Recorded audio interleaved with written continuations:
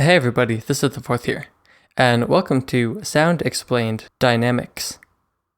When we talk about dynamics in regards to mixing, what we're referring to is how the volume, or technically the amplitude, of a sound or a song changes over time. Dynamics have been used widely in the composition of music. You will see this on sheet music as different symbols that indicate how loudly to play a section or a single note. Some examples you may find commonly on sheet music are pianissimo, piano, forte, fortissimo, crescendo, and decrescendo. If you don't know what those mean, you can look them up if you want to, but it's not super important to know unless you plan to play sheet music. This is the case today in many genres of music.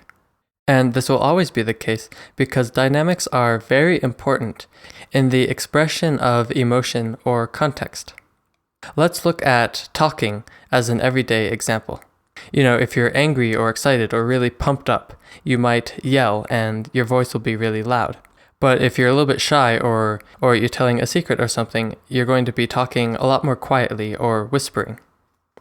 And many forms of music use dynamics in a similar way.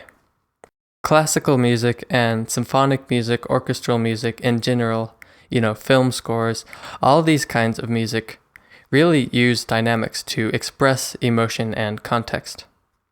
But in some genres, especially pop, rock, and especially electronic dance music, dynamics aren't utilized nearly as much.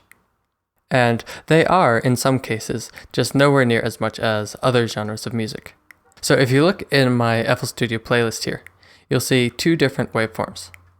The one to the left is Beethoven's Symphony No. 5 in C minor.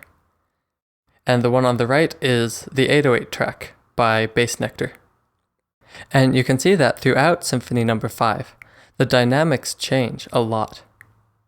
And if you listen to it, the more intense parts and the more aggressive parts are played a lot louder than the more mellow parts, which are played much softer. And you can even see certain buildups that utilize dynamics to increase the tension. But if you look at and listen to the 808 track, the buildups don't increase in volume at all, and other techniques are used to create that tension instead. And the difference between the dynamic content here is really all about the style of music. The 808 track is a dance track, and you want dance music to be high energy, so you want it to be loud, you want it to be in your face, and you just want to be able to dance to it. And that's why it's more loud the whole time. So dynamics in a song are important for expression, but they are also important to the character of individual sounds. So I'll show you this with a kick drum sample here.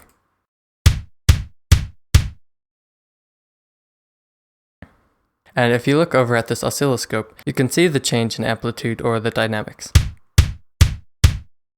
And you'll see it has a nice peak, and then it decays to 0.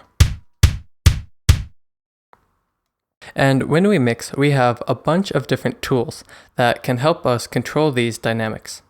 And that's what this whole section is about. So here I'm going to put on a few different effects, just so you can hear the difference and see the difference on the oscilloscope.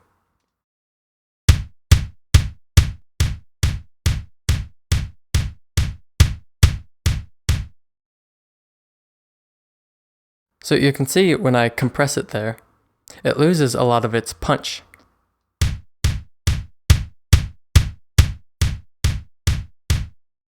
But that loss of punch can be traded for an increase in overall level.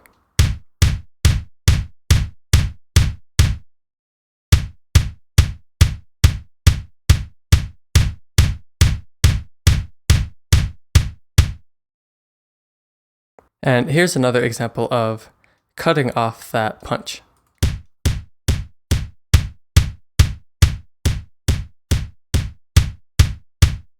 And those two examples are both pretty extreme. So here's what it sounds like if you reduce that dynamic range just a little bit.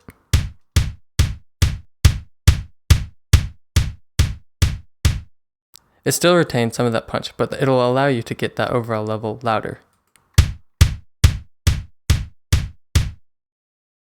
And this last example is pretty different. And what I'm doing here is actually the opposite of compression. And you can hear it makes the drum a lot tighter. It's a lot snappier. And I kind of like that sound. So all I've been changing about this kick is really the dynamics. And you can hear it, it really changes the character of the sound. So dynamics are obviously very important to the character of any given sound.